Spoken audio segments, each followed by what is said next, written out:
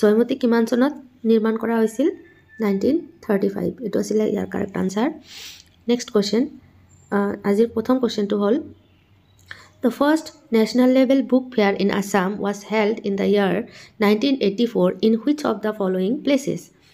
অসমৰ প্ৰথমখন ৰাষ্ট্ৰীয় পৰ্যায়ৰ গ্ৰন্থমেলা 1984 চনত তলৰ কোনটো স্থানত অনুষ্ঠিত হৈছিল ইয়াৰ শুদ্ধ উত্তৰটো হ'ব অপচন এ গুৱাহাটীত হৈছিল next question When did Bhogeshwar Barua get the Arjuna Award, becoming the first Assamese sports person to get the award?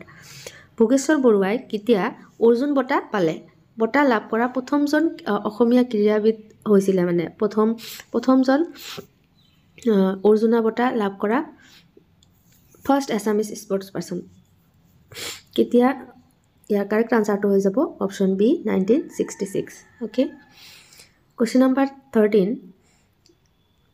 For which of the following products Sorbok town of Borpeta district is famous? তলৰ কোনটো সামগ্ৰীৰ বাবে বৰপেটা জিলাৰ সৰ্বক চহৰ বিখ্যাত ইয়াৰ correct আনসাৰটো হৈ যাব option C milk and milk products Question number 14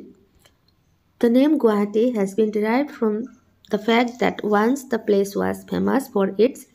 এসময়ত গুৱাহাটী চহৰখন বিখ্যাত হৈ পৰিছিল এই ঠাইখন বিখ্যাত হোৱাৰ পৰাই গুৱাহাটী নামটোৰ উৎপত্তি হৈছিল কিহৰ কাৰণে ইয়াৰ শুদ্ধ উত্তৰটো হ'ব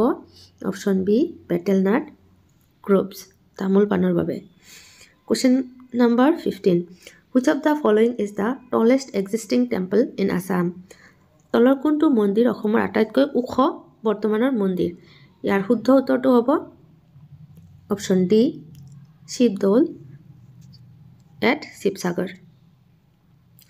Question number 16 Who among the following was the first civil servant from Assam? তলত উল্লেখ কৰা সকলৰ ভিতৰত কোন আছিল অসমৰ প্ৰথম চৰকাৰী কৰ্মচাৰী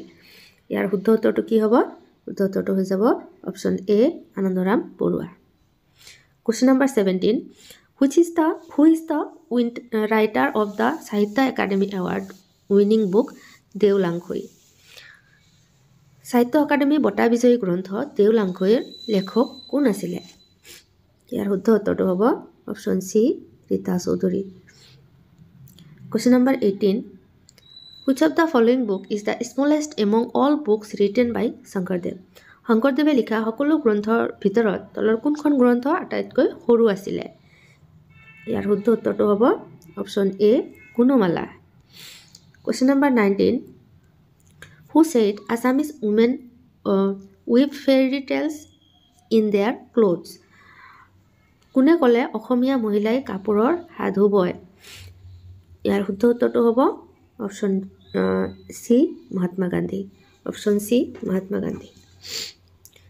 Question number 20 Shuklodhaj was popularly known as শুক্লধ্বজক জনপ্ৰিয়ভাৱে কিহেৰে জনা গৈছিল কি নামেৰে জনা গৈছিল শিলাৰায় নে প্ৰতাপধ্বজ নে ধৰ্মৰাজ নে ভগদত্তা ইয়াৰ কাৰেক্ট আনসাৰটো আপোনালোকে কমেন্ট বক্সত কমেন্ট কৰি জনাব Thank you for watching